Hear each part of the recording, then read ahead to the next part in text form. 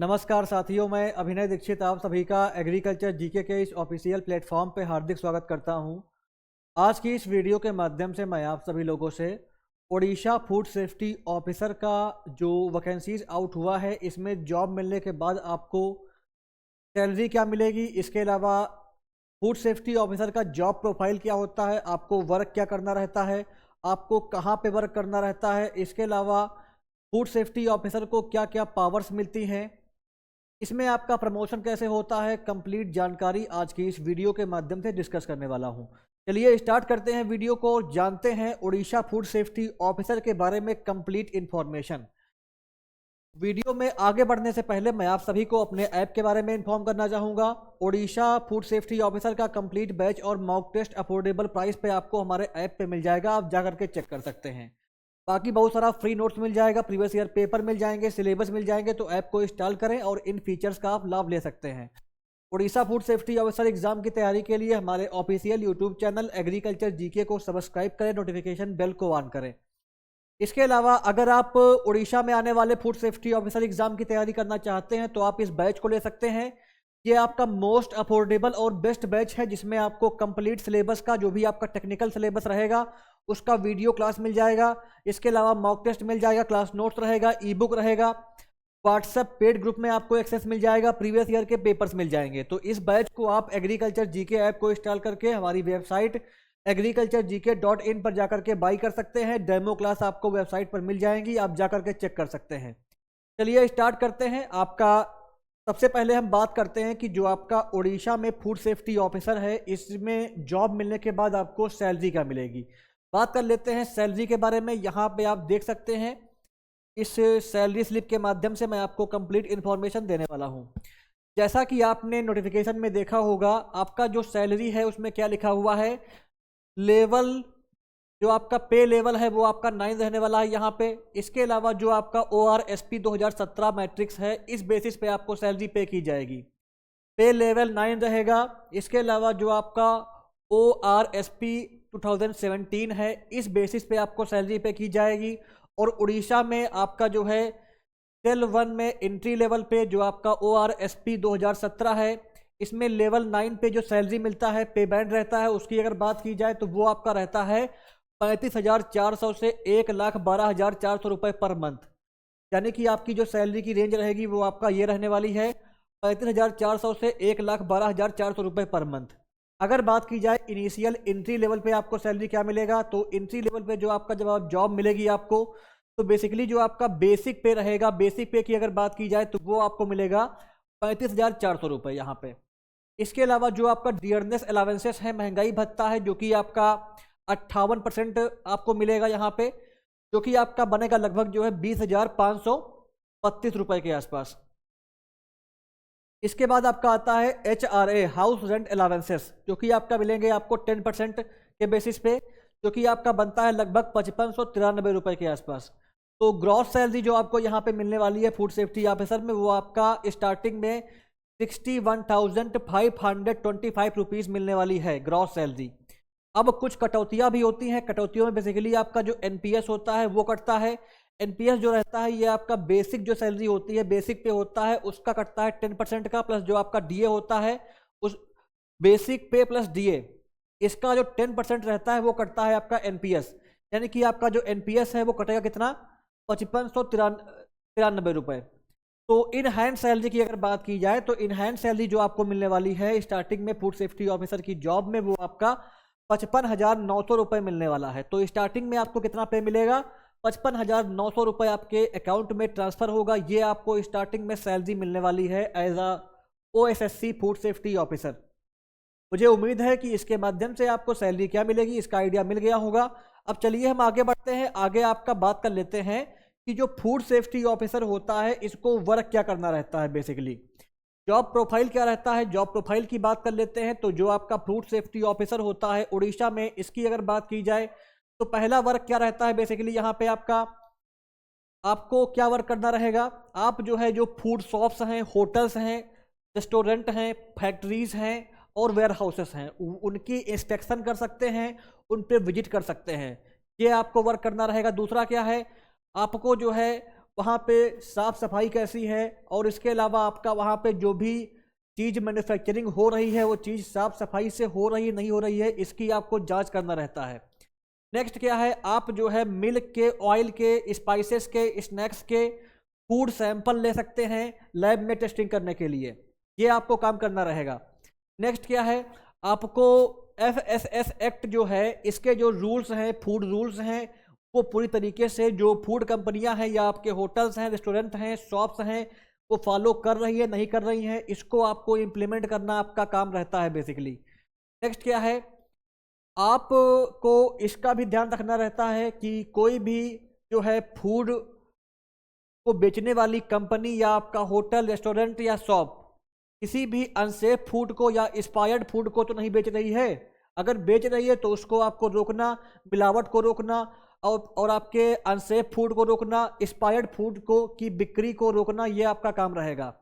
Next क्या रहेगा, आप जो भी रूल्स हैं FSS एक्ट के अंडर, अगर वो रूल फॉलो नहीं हो रहे हैं तो आप किसी भी कंपनी को, किसी भी होटल को, किसी भी फूड शॉप को नोटिस दे सकते हैं, उस पर फाइन लगा सकते हैं, ये आपको काम करना रहेगा, ये भी आप कर सकते हैं।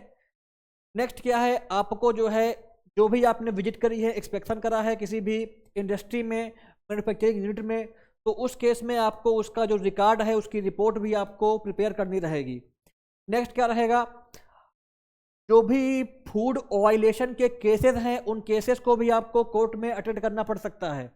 इसके बाद नेक्स्ट क्या है, जो भी फूड बिजनेस ओनर्स हैं उनको आपको गाइड करना है, फूड सेफ्टी रूल्स उनको बताने हैं, और फूड सेफ्टी रूल वो प्रॉपरली फॉलो करें, ये आपकी रिस्पॉन्सिबिलिटी रहेगी। तो ये आपके बेसिकली कुछ वर्क होते हैं जो कि आपका as a food safety officer आपको करने रहते हैं। अब अगर बात की जाए कि आपका जो फूड सेफ्टी ऑफिसर होता है इसकी जॉब कहाँ लगती है, मान लो आप फूड सेफ्टी ऑफिसर बन गए तो आपको जॉब कहाँ मिलेगी, आपकी पोस्टिंग कहाँ कहाँ पे होती है।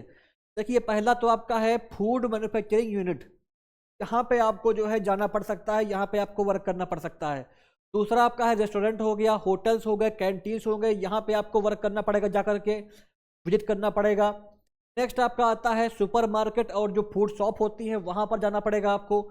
इसके अलावा जो कोल्ड स्टोरेज है, वेयर हाउसेस हैं, वहाँ पर भी जाना पड़ सकता है।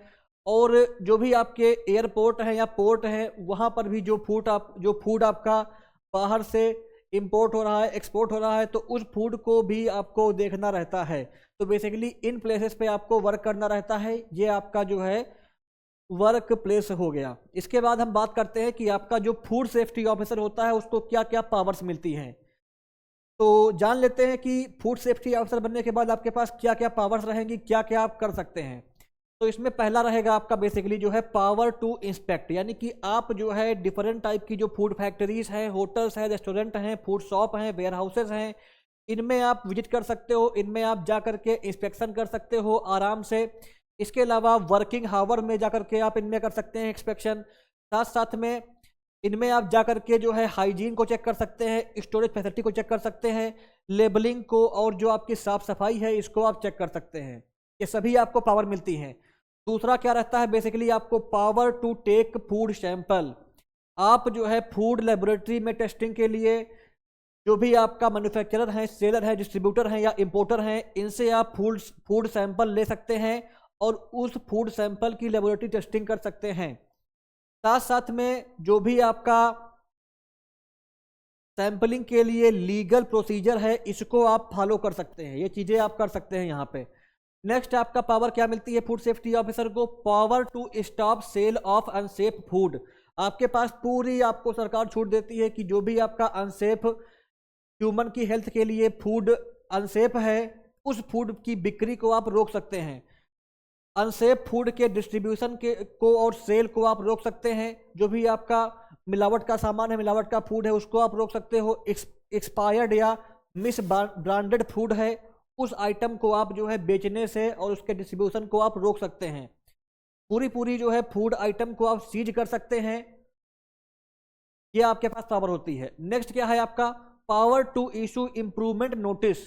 बेसिकली आप जो है फूड बिजनेस ऑपरेटर को लीगल नोटिस दे सकते हो, राइटन नोटिस दे सकते हैं आप उसको, जो भी प्रॉब्लम उसके बिजनेस में है फूड की सेफ्टी से संबंधित, उसको वो करेक्ट करे, इसके लिए आप जो है उसको नोटिस दे सकते हैं।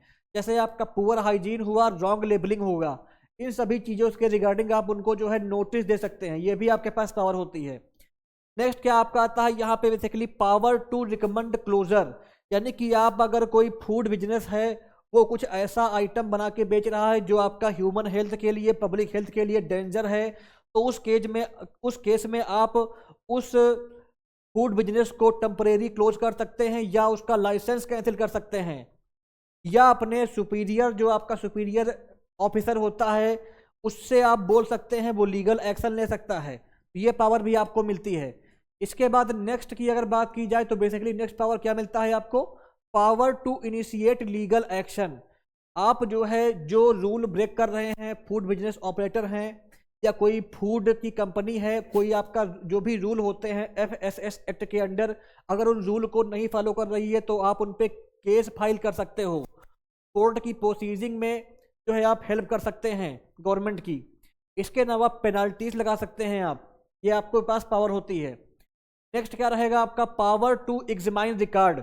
अब आप मान लो किसी जो है फूड बिजनेस का, जो आपका जो फूड बिजनेस होता है, मान लो कहीं वहाँ पे आप गए इंस्पेक्शन करने के लिए, और वहाँ पे जा करके आप जो है आपके पास पावर रहती है कि उसका लाइसेंस क्या है, बिल क्या है, इनवाइसेस, परचेज रिकॉर्ड और स्टोरेज रिकॉर्ड, ये सब कुछ आप चेक कर सकते हैं, ये आपके पास पावर होती है। नेक्स्ट क्या रहता है बेसिकली आपका, पावर टू टेक असिस्टेंस। जैसे मान लो आप गए किसी जो है फूड बिजनेस ऑपरेटर के यहाँ सर्वे करने के लिए, या मान लो आप जो है इंस्पेक्शन करने के लिए गए, वहाँ जाने के बाद वो आपसे सही से आपसे कोऑपरेट नहीं कर रहा है, आपसे बदतमीजी करता है, तो उस केस में आप जो है पुलिस का असिस्टेंस ले सकते हैं, लोकल अथॉरिटीज़ का असिस्टेंस ले सकते हैं। इसके अलावा जो गवर्नमेंट ऑफिसर हैं इनकी हेल्प ले सकते हैं, ये आपके पास पावर होती है। और आप जो है रेड डाल सकते हैं फूड बिजनेस ऑपरेटर पे, अगर आपको कोई जानकारी मिलती है कि कोई आपका अनसेफ फूड, ह्यूमन हेल्थ के लिए जो आपका हार्मफुल फूड है, फूड आइटम्स है, उनको बेच रहा है, तो उस बिजनेस पे आप रेड डाल सकते हैं। ये सारे पावर आपको मिलते हैं। तो मुझे पूरी उम्मीद है कि आपको क्या क्या पावर मिलेंगे फूड सेफ्टी ऑफिसर बनने के बाद, इसका आपको एक आइडिया मिल गया होगा। अब चलिए हम बात कर लेते हैं इसके बाद जो है कि आपका प्रमोशन कैसे होगा। जब आप ज्वाइन करेंगे तो आप ज्वाइन करेंगे as a food safety officer. अब आपका प्रमोशन कैसे होगा, देखिए प्रमोशन आपका दो टाइप से होता है। एक तो आपका जो है डिपार्टमेंटल एग्जाम से होता है, दूसरा आपका जो वर्क रहता है, जो भी आपका एक्सपीरियंस होता है, आपकी क्वालिफिकेशन होती है, उस बेसिस पे भी प्रमोशन हो जाता है। तो बेसिकली प्रमोशन के ये दो क्राइटेरिया होते हैं। जब आप वर्क स्टार्ट करेंगे तो आप as a food safety officer start करेंगे, फिर जब आपका प्रमोशन होगा तो आप बन जाएंगे सीनियर फूड सेफ्टी ऑफिसर। इसके बाद जब आपका प्रमोशन होगा तो आप बन जाएंगे डेजिग्नेटेड ऑफिसर। फिर आपका जब प्रमोशन होगा तो आप बन जाएंगे असिस्टेंट कमिश्नर और deputy commissioner of food safety. और इसके बाद जब आपका प्रमोशन होगा तो आप बन जाएंगे कमिश्नर ऑफ फूड सेफ्टी। तो बेसिकली आपका ये प्रमोशन का क्राइटेरिया होता है जो है फूड सेफ्टी ऑफिसर में।